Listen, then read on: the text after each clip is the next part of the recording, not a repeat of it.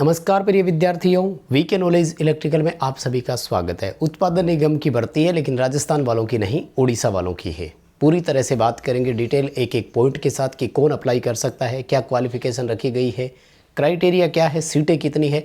Vacancy news update के साथ एक बार फिर आपके सामने उपस्थित हूँ। समय समय पर वैकेंसीज़ का अपडेट हम आपको देते आए हैं। पूरे भारत में कहीं भी वैकेंसी आती है। चैनल से पहली बार जुड़े हैं तो सब्सक्राइब कर लीजिए। डिस्क्रिप्शन में लिंक दिया हुआ है, हमारा एंड्रॉयड ऐप डाउनलोड कीजिए। ऐप में हर हफ्ते एक फ्री टेस्ट अब हम उपलब्ध करवाते हैं आपको, जो हर एग्ज़ाम के लिए इम्पोर्टेंट होता है। इस वैकेंसी के बारे में बात करने से पहले मैं आपको क्वालिफ़िकेशन के बारे में बता दूं कि यहाँ अप्रत्यक्ष रिजर्वेशन की तरह बात हुई है, यानी एक वो कहावत है कि ना नोमन तेल होगा न राधा नाचेगी। इस तरह की कंडीशंस है कि ऑल इंडिया से अप्लाई तो कर सकते हो, लेकिन ये शर्तें होनी चाहिए भाषाओं को लेकर। पूरी डिटेल से बात करेंगे। खैर, लास्ट तक वीडियो देखना, फिर आपको पॉइंट समझ में आ जाएंगे। वैकेंसी कहाँ की गुरुजी? OHPC की है। लेटेस्ट एक पेपर भी हुआ था, हमारे पास पेपर है, आपको सॉल्यूशन उसका भी करवाएंगे। ओडिशा हाइड्रो पावर प्लांट की ये वैकेंसी है, यानी जल विद्युत उत्पादन से वैकेंसी है ये।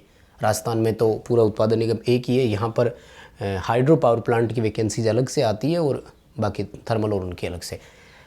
ओडिशा स्टेट की वैकेंसी है और गवर्नमेंट ऑफ ओडिशा के अधीन ये आता है प्रोजेक्ट। वैकेंसीज़ की क्रूशियल डेट पर बात करें तो ऑनलाइन एप्लीकेशन 17 अगस्त 2023 से स्टार्ट होगा और 14 सितंबर इसके लिए लास्ट डेट रखी गई है 2023 की। नवंबर अक्टूबर महीने में ये कह रहे हैं कि हम इसका CBT एग्ज़ाम भी ले लेंगे, जो क्राइटेरिया इन्होंने दिया है। वैकेंसीज़ किस किस की है? टेक्निकल पदों पर है, नॉन एग्जीक्यूटिव पोस्ट पर है। जैसे इलेक्ट्रिकल ट्रेनी के नाम से वैकेंसी है, इसमें ऑपरेटर नाम आपको दिया जाएगा। इलेक्ट्रिशियन और लाइनमैन यहाँ पर नाम होंगे। इसी तरह से मैकेनिकल ट्रेनी होगा, उसे ऑपरेटर कहा जाएगा, मैकेनिकल का यानी फीटर कहा जाएगा। वेल्डर ट्रेनी भी है, क्रेन ऑपरेटर ट्रेनी भी है, वायरमैन ट्रेनी भी है और स्टोर कीपर ट्रेनी भी है। काफ़ी शानदार वैकेंसी है।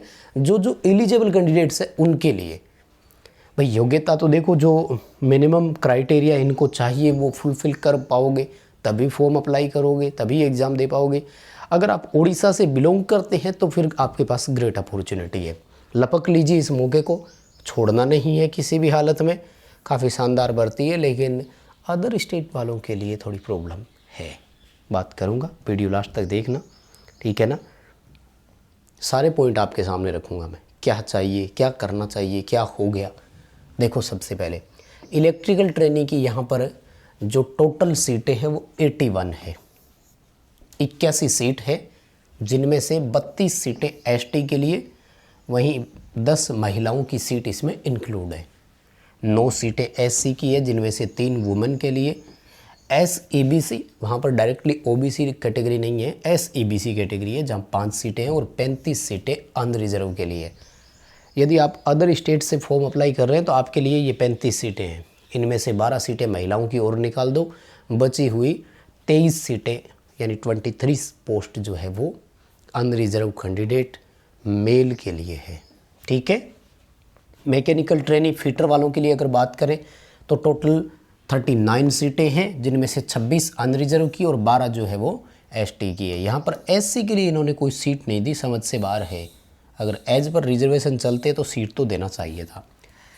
वेल्डर की अगर बात करूं तो टोटल 3 सीटें हैं, वहीं 8 सीट जो है वो क्रेन ऑपरेटर की है। अगर वायरमैन की बात करूं तो 9 सीटें हैं और 10 सीटें स्टोर कीपर की है। तो ये क्राइटेरिया आपके सामने है डिटेल पोस्ट की। यदि एजुकेशनल क्वालिफिकेशन की हम बात करें, उससे पहले चलो पेमेंट वाला आ गया तो बता देता हूँ। बड़े शानदार पे स्केल है, पेमेंट बहुत अच्छा है।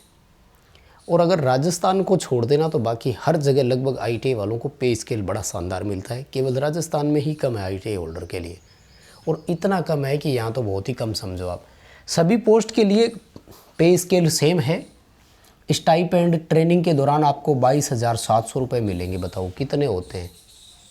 और ये कह रहे हैं कि जैसे रेगुलर हो जाओगे तो इनिशियल बेसिक आपकी 25,500 होगी। भाई साहब, ये राजस्थान में है 2800 ग्रेड पे वाले की, समझ रहे हो ना आप। टेक्निकल हेल्पर का ग्रेड पे कितना है? 2000। राजस्थान टेक्निकल हेल्पर की मैं बात कर रहा हूँ। फिर प्रमोट करके 2400 पर आते हो, फिर प्रमोट होकर 2800 पर आते हो। आप सोचो कब पहुंचोगे इस पे स्केल पर। इसलिए यदि क्वालिफिकेशन आपके पास है ना तो इस मौके को छोड़ना मत, ऐसे शानदार ऑप्शंस मिलते नहीं हैं। इस 25,500 पर आपको टीए डीए जितने भी महंगाई भत्ते सब मिलेंगे, और लास्ट देखो 81,100 तक जा सकते हैं। और ये भी तो 7th पे कमीशन के अनुसार है। कितने वेतन आयोग आगे और आएंगे तो न जाने ये पे स्केल आपका चेंज होकर कहाँ पहुँचेगा, है ना। ये आपका इसको कर लो आप। लगभग आज के हिसाब से बच्चा कोई जॉब करता है 40 साल की नौकरी करेगा तो बहुत हो जाता है उसके लिए। खैर आइए बात करते हैं ट्रेनिंग का। तो कोई ज़्यादा नहीं है, 1 वर्ष की ट्रेनिंग है, और ट्रेनिंग के बाद में आपको 2 वर्ष नौकरी और आप नहीं छोड़ सकते। 3 वर्ष के लिए आपको बॉन्ड ज़रूर भरना पड़ेगा, जैसे राजस्थान टेक्निकल हेल्पर में भर के आए थे वो, कोई बात नहीं। ये रहा सर्विस एग्रीमेंट बॉन्ड। वो कह रहे हैं 3 साल नौकरी करनी है। देखो लगने के बाद कोई क्यों छोड़ेगा। वैसे ही हाइड्रो पावर प्लांट जो है वो, अगर हम बात करें तो हेल्थ हजर्ड के मामले में बहुत नीचे है। एटॉमिक वाला सबसे ख़राब, फिर थर्मल वाला उन ख़राब कैटेगरी में 2, प्रदूषण बहुत होता है।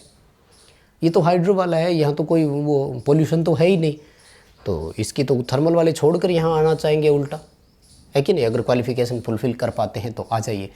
क्वालिफ़िकेशन पर बात करते हैं, और ये है एजुकेशनल के मामले में असेंशियल क्वालिफ़िकेशन है। उसके बाद में डिज़ायरेबल में इन्होंने रखा है कि उड़िया होना चाहिए, जो कि मुझे लगता है बहुत कम बच्चों के पास होगा।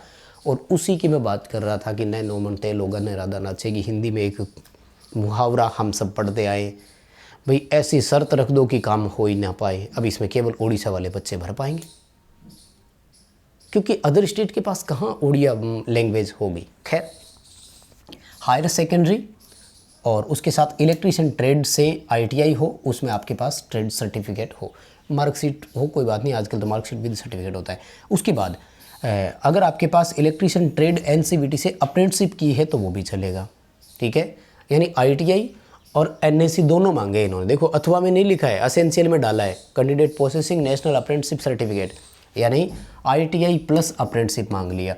देखो मैं इसलिए बोलता आया हूँ कि अप्रेंटिसशिप कर लिया करो यार।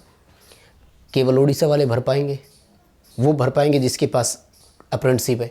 अप्रेंटिसशिप नहीं है तो वैसे ही बाहर हो गए। तो ऐसी सीटों पर है ना कंपटीशन ऐसे कम हो जाते हैं। अब मैकेनिकल वाले जो है तो उनके लिए फिटर से ITI और फिटर से आपका अप्रेंटिसशिप हो, सबके लिए कॉमन फॉर्मूले वही है। तो एजुकेशनल क्वालिफिकेशन मुझे लगता है इतना बहुत है, ठीक है। और एज क्राइटेरिया अगर मैं बात करूं तो 18 वर्ष से लेकर 38 वर्ष की एज है। 38 ईयर बहुत होता है। अनरिजर्व कैटेगरी के लिए, जो भी रिजर्व कैटेगरी है SC ST और SEBC और वुमेन, इनको 5-5 10-10 वर्षों की छूट है। 10 वर्ष की उनको है जो फिजिकली हैंडीकैप्ड है, और जो सीधे हैं उनको 5 वर्ष की छूट है रिजर्व कैटेगरी से। और तो क्या ही चाहिए, इतनी छूट अगर मिल जाए तो ही बहुत है भाई। 38 में 5 साल जोड़ो ना, 43 ईयर तक कह रहा है कि आप भर सकते हो, तो फिर रह ही क्या गया पीछे, ठीक है। और ये देखो अदर एलिजिबिलिटी कंडीशंस, यहाँ गड़बड़ है। सिटीजन ऑफ इंडिया, भारत का कोई भी भर सकता है, तो ठीक है यही बात ख़त्म कर देते। ये पॉइंट क्यों जोड़ दिया, क्या कह रहा है ये देखो। Read write and speak Odia fluently, यानी जल्दी जल्दी बोलना चाहिए, सीखना चाहिए। Passed middle school examination with Odia, यानी ये कह रहा है कि आपकी स्टडी में कहीं ना कहीं उड़िया भाषा होनी चाहिए। कुल मिलाकर बात ये है। तो अगर आपके पास है तो भर देना भाई, ठीक है। सिलेक्शन प्रोसेस बड़ी सिंपल है, कोई प्रॉब्लम नहीं होगी।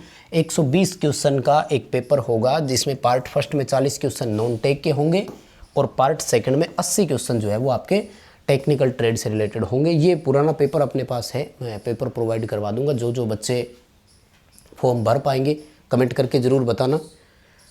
जो बच्चे भर पा रहे हैं कम से कम लाइक करेंगे और कमेंट करके ज़रूर बताना कि हाँ मैं एलिजिबल हूँ, मैं फॉर्म भरने जा रहा हूँ। हम उससे एक आइडिया निकालेंगे तो क्या उसके अकॉर्डिंग हम आपको पेपर प्रोवाइड करवाएंगे, क्वेश्चंस प्रोवाइड करवाएंगे।